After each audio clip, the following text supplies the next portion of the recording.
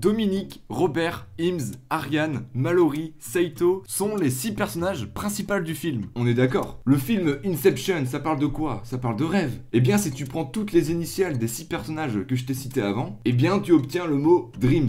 Voilà, on commence avec cette petite anecdote plutôt sympa, parce qu'aujourd'hui, il va falloir s'accrocher les gars, parce qu'on s'attaque à du très lourd. Dans le dernier épisode, vous avez le choix entre 2 films de Christopher Nolan, Inception et Interstellar. Et vous avez voté à 69% pour découvrir les anecdotes du film Inception. Donc c'est parti pour l'épisode 18 de Anecdotes du film, et aujourd'hui, on va décortiquer Inception.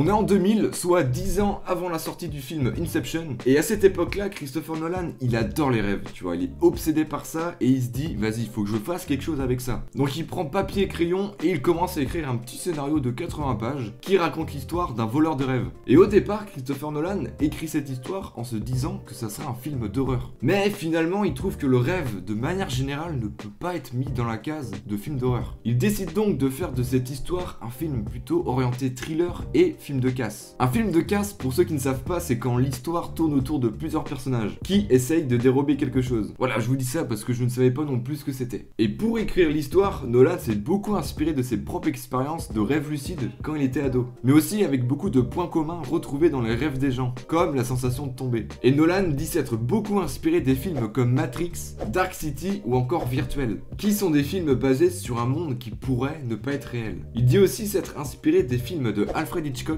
pour la représentation de l'esprit humain, mais aussi du film Alice au pays des merveilles pour la construction d'un univers où ce qui semble impossible devient possible, et enfin il s'est inspiré de l'histoire de la bande dessinée Le rêve d'une vie, qui comporte beaucoup de similitudes. Ça raconte l'histoire des frères Raptou qui veulent s'introduire dans les rêves de Picsou pour lui demander la combinaison de son coffre.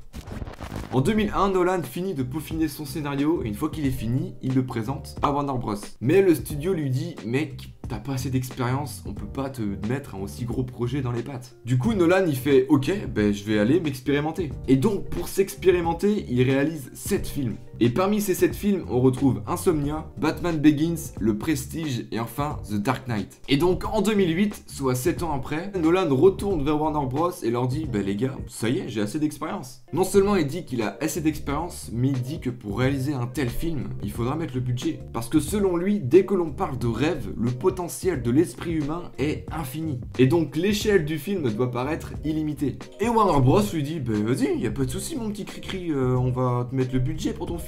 Mais par contre, il faut que tu revoies le scénario parce que je comprends rien. Donc Nolan il est tout content et il va donc peaufiner son scénario pour qu'il soit impeccable. Et en février 2009, quand le scénario est fini et qu'il est impeccable, Nolan le renvoie à Warner Bros et Warner Bros décide de l'acheter. Et Inception devient le deuxième long métrage de Nolan où il a été le seul à travailler sur le scénario. Son premier étant Following en 1999.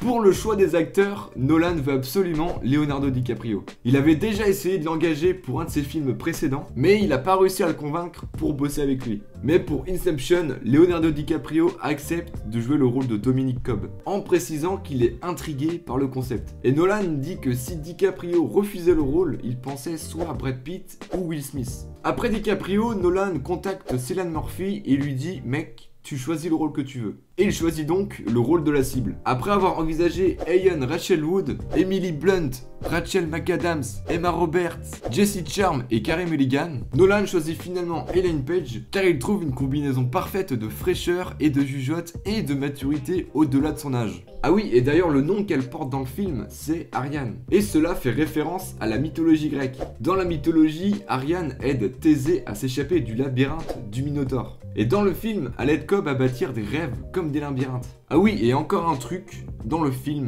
Ariane pose environ 80 questions à Cobb. Nolan a demandé à Kate Winslet de jouer le rôle de Mal, mais elle refuse. Donc il demande à Marion Cotillard de jouer ce rôle et elle accepte directement. Pour le rôle de Arthur, Nolan veut James Franco, mais sauf qu'il est indisponible, il s'est donc tourné vers Joseph Gordon-Levitt. Nolan souhaite produire lui-même son film, mais il demande quand même à sa femme, Emma Thomas, de l'aider comme d'habitude. Parce qu'elle produit tous les films de Nolan depuis sa première œuvre, qui date de 1997. Et d'ailleurs, le logo de sa boîte de production Syncopy ressemble étrangement au titre du film. Le tournage du film commence le 19 juin 2009 à Tokyo, et la première scène tournée est celui de l'hélicoptère où Saito engage Cobb. Ensuite, la production va à Londres, dans un ancien hangar à dirigeables, où est construit le bar de l'hôtel qui s'incline à 30 degrés. Et la fameuse scène dans le couloir de l'hôtel a également été tournée là-bas. Et d'ailleurs, pour cette scène, il aura fallu 3 semaines de tournage, car cette scène ne comporte aucune image de synthèse. Tout est bien réel. C'est un long couloir de 30 mètres de long qui peut pivoter à 360 degrés, pour créer l'effet de la disparition de la gravité. Joseph Gordon-Levitt a dû s'entraîner pendant 2 longues semaines afin de préparer au mieux son corps aux conséquences exigeantes de l'apesanteur. Et Nolan dit s'être inspiré par la technique de Stanley Kubrick dans son film 2001, l'Odyssée de l'espace. Tout le décor est suspendu à l'intérieur de 8 anneaux concentriques équidistants. Quoi ? Bah si, je sais ce que ça veut dire. Bon ok, je sais pas ce que ça veut dire, mais ça sonne bien de le dire. Et le tout est piloté par 2 énormes moteurs électriques à la manière d'une roue d'hamster géante. Ou alors d'un étrange instrument de torture, comme dirait Nolan. Toujours à Londres, l'équipe se dirige vers l'University College pour les scènes qui sont censées se dérouler dans une université parisienne dans le film. Puis l'équipe décolle en direction de Paris et arrive au musée Galliera où sont filmées les scènes où Cobb entre à l'école d'architecture ainsi que les scènes où Cobb explique à Ariane le principe des rêves partagés. Et plusieurs plans sont filmés au fameux pont de Bir Hakeim ainsi qu'au bistrot qui a été totalement créé pour le film.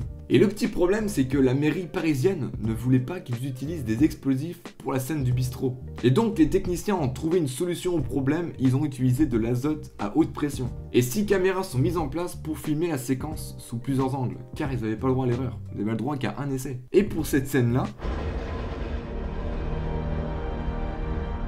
bah tu te doutes bien qu'ils n'avaient pas le choix d'utiliser des images de synthèse, c'est un petit peu compliqué sinon. Donc ils ont mis plein d'écrans verts pour incruster en post-production les images de synthèse. Après Paris, l'équipe se rend au Maroc pour principalement filmer la scène de la poursuite à pied. Et après le Maroc, l'équipe s'en va à Los Angeles dans les studios de Warner Bros, où est construit plusieurs décors d'intérieur comme le château de Saito. Pour la scène du train qui sort de nulle part au milieu des rues, la production a construit une locomotive sur un châssis d'un semi-remorque. Toujours à Los Angeles, la course-poursuite devait, selon le scénario, se dérouler sous la pluie. Sauf que à Los Angeles, bah il pleut pas beaucoup. Donc l'équipe a utilisé des canons à eau et des grands écrans noirs pour bloquer la lumière du soleil. Et pour finir, l'équipe s'en va au Canada pour filmer les derniers plans. Et 3 mois a été nécessaire à l'équipe pour s'organiser et préparer les scènes dans les hautes montagnes. Et pour cette partie du film, Nolan dit s'être inspiré de Au service secret de Sa Majesté, qui est l'un des James Bond préférés de Christopher Nolan. Ah oui, et pour tous les plans au ralenti, eh bien ça a été filmé en 1000 images par seconde, ce qui est énorme. Parce que dis-toi que généralement au cinéma c'est juste 24 images par seconde, là c'est 40 fois plus. Nolan voulait que son film soit le plus naturel possible, et a donc tout fait pour utiliser au minimum des images de synthèse. Et donc pour ce faire, bah même l'explosion dans la montagne, c'est du vrai. Mais pas en taille réelle bien sûr. Il a demandé à son superviseur d'effets spéciaux de créer une maquette du décor de la montagne, et de la faire exploser. Dans son film, seulement 500 plans possèdent des images de synthèse, ce qui est très peu. Ce qui est 4 fois moins que la majorité des films blockbusters, qui eux possèdent entre 1500 et 2000 plans avec des images de synthèse. Christopher Nolan souhaite que ce soit le génie de la musique qui compose son film, c'est-à-dire Hans Zimmer.